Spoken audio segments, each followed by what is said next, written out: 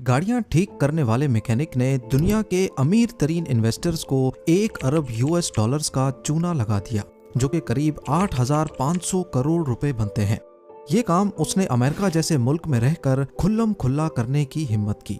ना ही वो उधार लेकर भागा और ना ही उसने कोई बैंक डकैती की, बल्कि ये सारे पैसे उसने सोलर पैनल्स बेचकर हासिल किए। उसकी प्लानिंग इतनी खतरनाक थी कि दुनिया के बड़े बड़े इंडस्ट्रियलिस्ट भी उसके जाल में फंस गए। पर आखिर उसने ऐसा भी क्या कर दिया? कौन था वो शख्स जो वॉरेन बफेट जैसे इन्वेस्टर्स को भी अपने जाल में फंसा बैठा, और सबसे बढ़कर उसका भांडा कैसे फूट पड़ा? कैलिफोर्निया के 36 साला जेफ कार्पोफ ने अपनी बीवी के साथ मिलकर कार रिपेयरिंग का एक बिजनेस शुरू किया, जिसमें दोनों बतौर मैकेनिक अपने बच्चों के लिए रोजी रोटी कमाते थे। लेकिन कुछ ही अरसे बाद उनका ये बिजनेस ठप हो गया और अब उनके लिए बच्चों का पेट पालना मुश्किल हो गया था। जेफ के जहन में अमीरी का भूत सवार था, लिहाजा वो अपना ख्वाब पूरा करने के लिए हर वक्त कुछ ना कुछ करता रहता। लेकिन नाकामी हमेशा उसका मुकद्दर बनी रही। जब उसकी फाइनेंशियल कंडीशन बहुत पतली हो गई तो उसने ड्रग्स बेचना शुरू कर दी ताकि अपने बच्चों का पेट पाल सके। धीरे धीरे उसके ऊपर कर्जा चढ़ने लगा, घर का रेंट और दीगर बिल्स अदा करना मुश्किल होने लगे, और ड्रग्स बेचकर ये सब करना भी उसे कोई अच्छा ऑप्शन नहीं लगता था। इसीलिए वो नौकरी ढूंढने की कोशिश करने लगा। आखिरकार उसे एक सोलर पैनल सेल्समैन की जॉब मिल गई।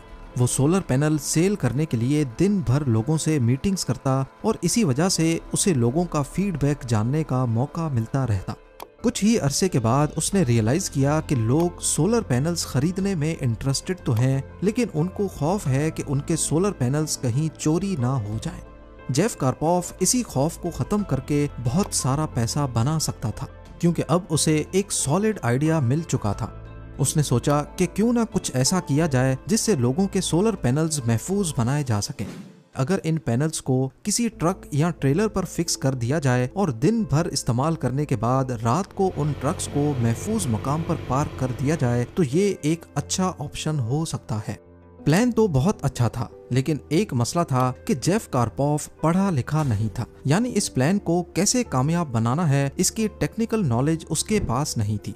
लिहाजा उसने अपने ब्रदर इन लॉ को कांटेक्ट किया, जो कि एक मैकेनिक था। कुछ अरसे की मेहनत के बाद दोनों ने एक मोबाइल सोलर जनरेटर तैयार कर लिया। ये एक फ्रेम पर मुश्तमिल था जिसके नीचे टायर्स लगे हुए थे, और इस फ्रेम के ऊपर सोलर पैनल्स को फिक्स किया गया था। सोलर पैनल्स यूज करने के बाद इनको दोबारा लॉक करके महफूज जगह पर पार्क किया जा सकता था। दूसरी जानिब पोर्टेबल डीजल जनरेटर्स भी मार्केट में मौजूद थे, और वो भी जेफ कार्पोफ के आइडिया की तरह ही काम करते थे। बस फर्क इतना था कि जेफ सोलर एनर्जी का इस्तेमाल कर रहा था। पोर्टेबल जनरेटर्स की मार्केट 3 अरब यूएस डॉलर्स थी। इस मार्केट का मुकाबला कैसे करना है, या लोगों को डीजल जनरेटर से सोलर जनरेटर की तरफ कैसे राग़िब करना है, इसके बारे में ना ही जेफ को कोई आइडिया था और ना ही उसके ब्रदर इन लॉ को। लेकिन किस्मत उन पर मेहरबान थी। उनकी कार रिपेयर शॉप पर वॉटसन नामी एक कस्टमर आया करता था, जो कि खुद एक सॉफ्टवेयर प्रोफेशनल था। जब उसे जेफ की इन्वेंशन के बारे में पता चला तो उसने उन्हें एक कंपनी बनाने की ऑफर की।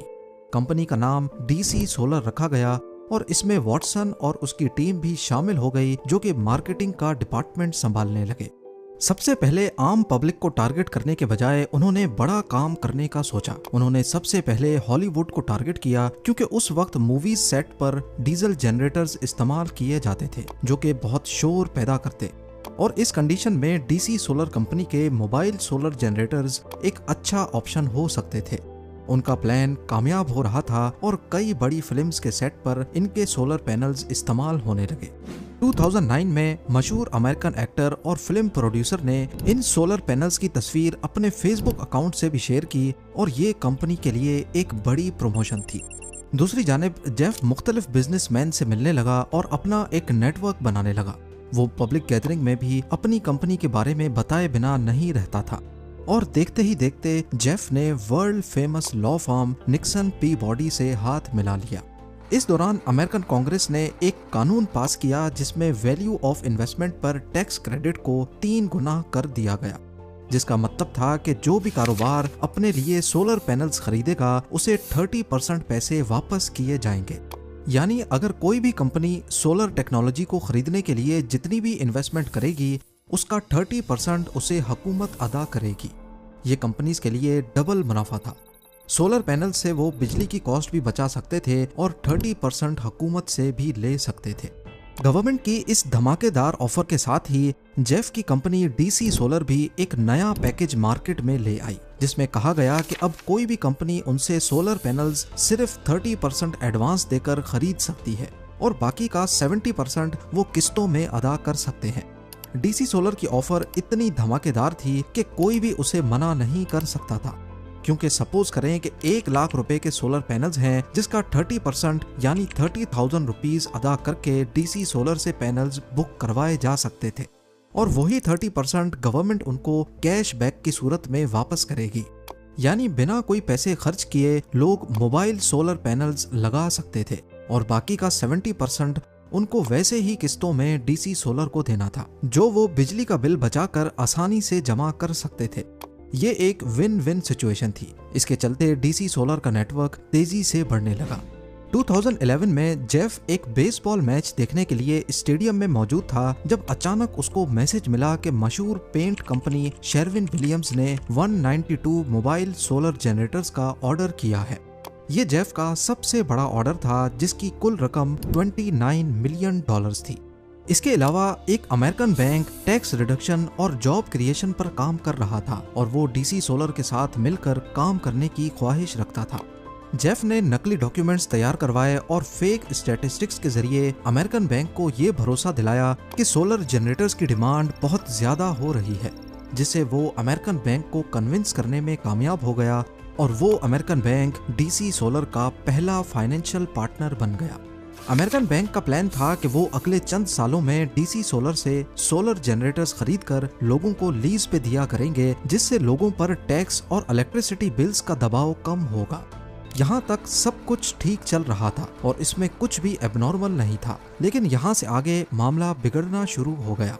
जो सोलर जनरेटर्स मूवी सेट्स पे इंस्टॉल किए गए थे उनमें प्रॉब्लम आने लगी और वो बार बार बंद हो जाते थे और ऐसा होना ही था क्योंकि जेफ और उसके ब्रदर इन लॉ ने बगैर किसी नॉलेज के इनको तैयार किया था। और हैरानकुन बात यह कि अक्सर इंफॉर्मेशन के लिए वो गूगल इस्तेमाल किया करते थे।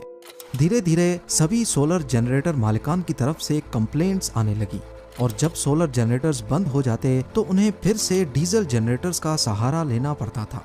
जेफ, जो कि असल में एक आम आदमी था, जब उसके पास इतनी पैसों की रेल पेल होने लगी तो वो अयाशी में पड़ गया। उसका ध्यान काम से हट गया और उसने झूठ का सहारा लेना शुरू कर दिया।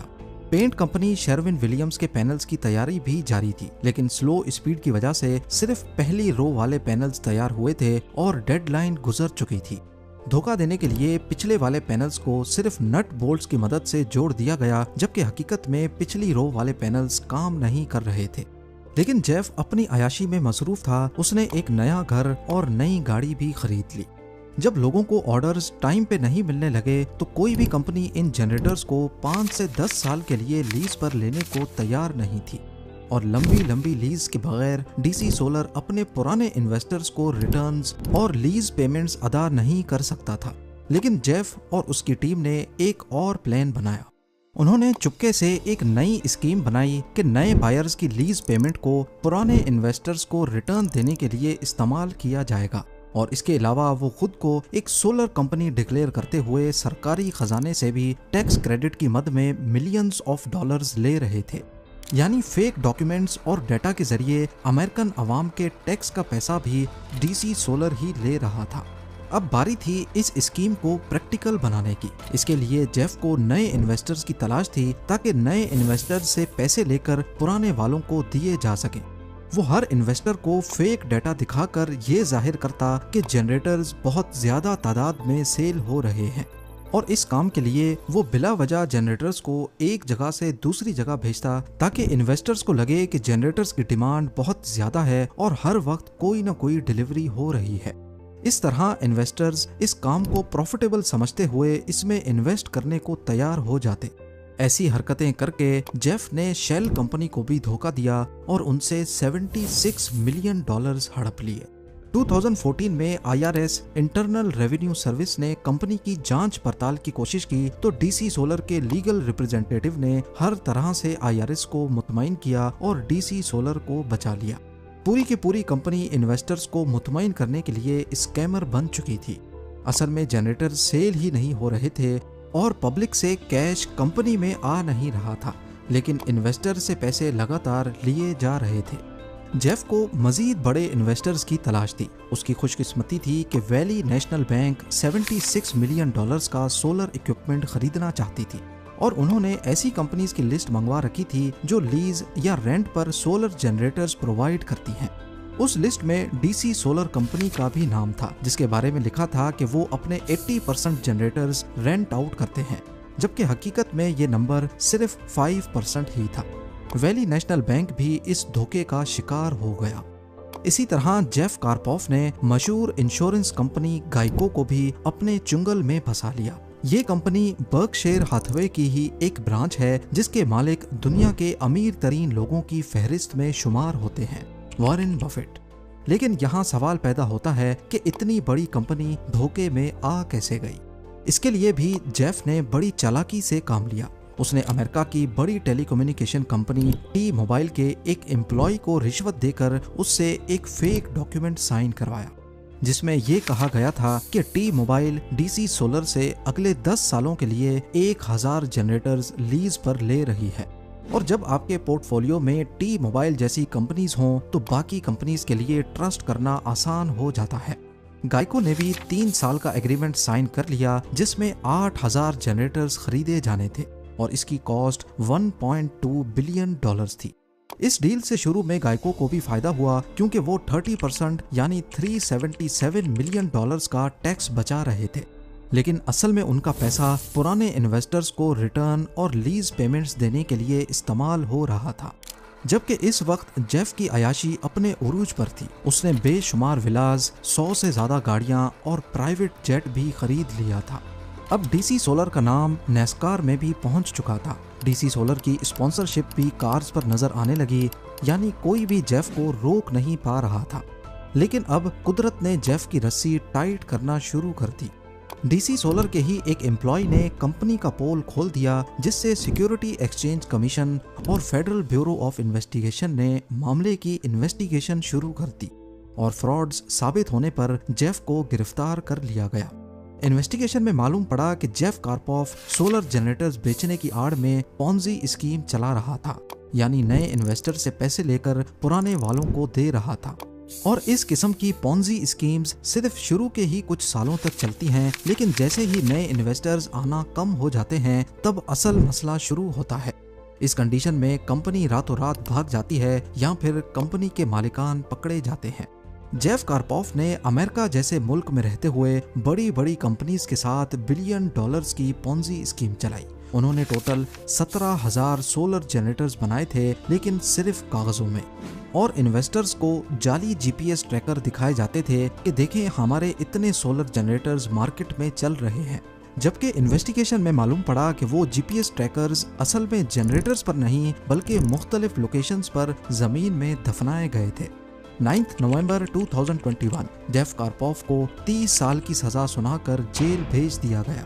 इसके साथ साथ इसकी बीवी और 5 और लोगों को भी इसी स्कीम के साथ ताल्लुक रखने पर सजा सुनाई गई। उम्मीद है जेम टीवी की ये वीडियो भी आप लोग भरपूर लाइक और शेयर करेंगे। आप लोगों के प्यार भरे कमेंट्स का बेहद शुक्रिया। मिलते हैं अगली शानदार वीडियो में।